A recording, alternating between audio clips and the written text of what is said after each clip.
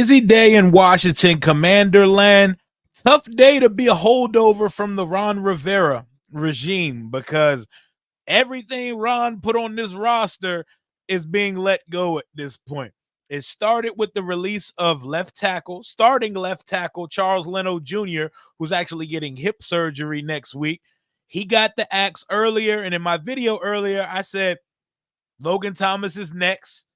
Maybe Andrew Wiley, maybe Nick Gates. Center Nick Gates, after 1 year in Washington, gone.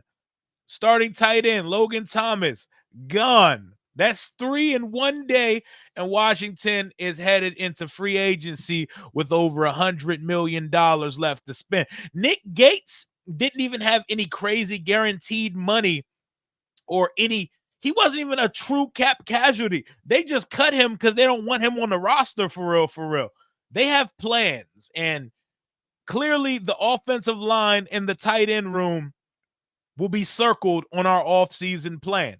There's clearly a plan. They clearly like what they see at the combine. They like what's available via free agency, and we have money to spend. I know Adam Peters did caution us by telling us they're not just going to go out and just spend money and spend it all just to spend it. But I do predict there will be some calculated aggression in free agency moving forward. Shit, we might get busy on the trade market as well, because there's more than one way to skin a cat. There is more than one way to add players to this roster. The guy we brought in to be our starting center this year, out of here. Left tackle, out of here. Andrew Wiley is either going to be moved to play guard or he's out of here as well, because he is a turnstile. He's garbage, and he was EB's guy. He can go to UCLA with EB. Go coach with him or something. I'm not really interested in bringing Andrew Wiley back, but it's clear it's going to be a youth movement here in D.C. It's going to be all young everything, and I'm excited about it. Now that our centers, he didn't end the season as the starting center, and it's Ricky Stromberg in a rookie season. There's some good centers available in free agency, but are we now in the market for Cedric Van Pran out of Georgia, a Jackson Powers Johnson out of Oregon, or Zach Frazier out of West Virginia? The O-line needs revamping. We need a tight end room, because I don't care for anything in that tight end room that we have right now, which currently exists of John Bates, Cole Turner, and Amari Rogers. So we got a slow mid-round, late-round blocking guy, a guy that was a healthy scratch for the majority of his 2 seasons here, and an undrafted athletic guy coming off an Achilles tear. Therefore, we have no tight ends on the roster if we keeping it a full 100,000. So I expect us to sign one early in free agency and draft one, because what we have at that position ain't it.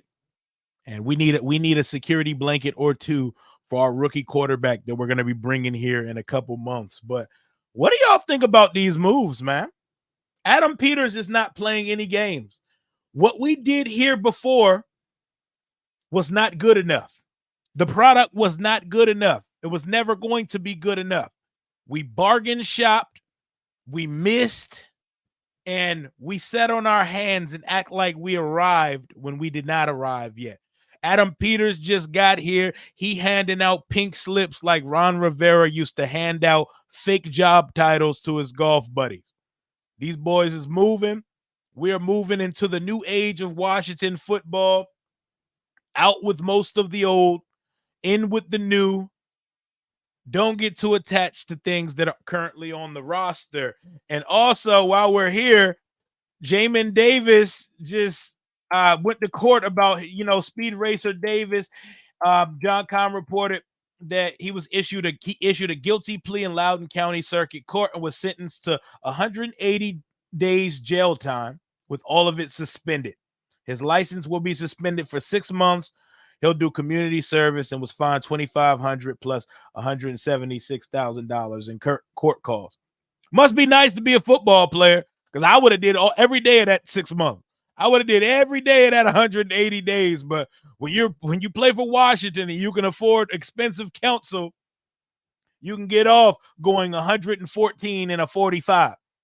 Rio Robinson would not have got off for doing that. But hey, hopefully he can attribute speed on the field and not on the streets of Loudoun County, Virginia, because we actually have a linebackers coach, a defensive coordinator, and a head coach that teach the shit out of defense. So there is no excuse for Jamin not looking like a starting linebacker in the league. I'm not going to say a first rounder because I think the book has been closed on Jamin looking like a first round linebacker. Just look like an adequate starter. Would love Adam Peters to pull rank, pull connections, and bring in Aziz Al-Shair and at middle linebacker. Do at 163 tackles last year.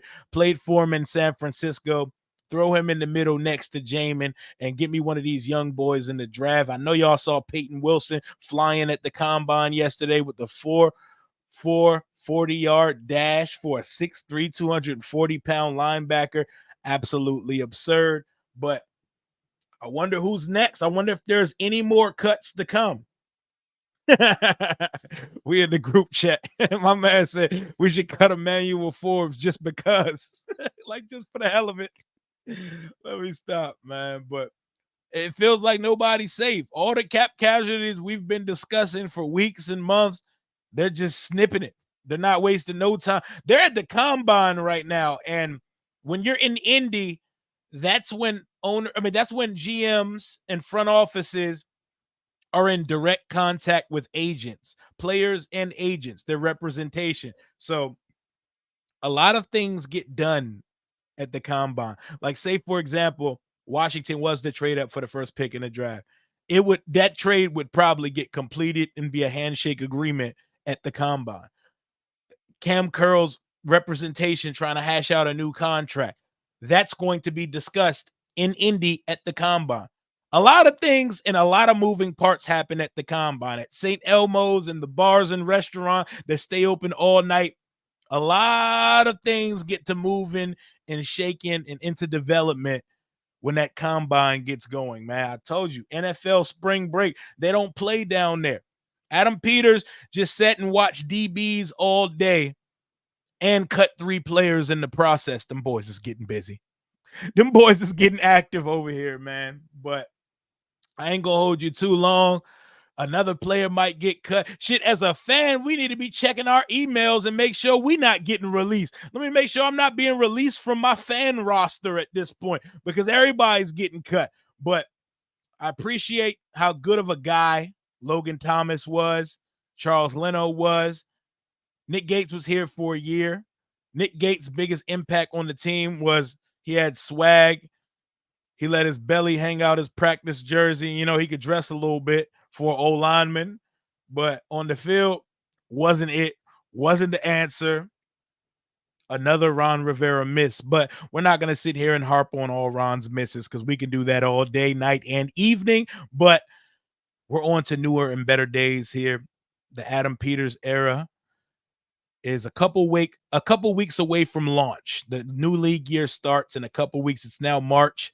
We're 2 weeks away from free agency starting and the legal tampering period getting done. But let's call it what it is.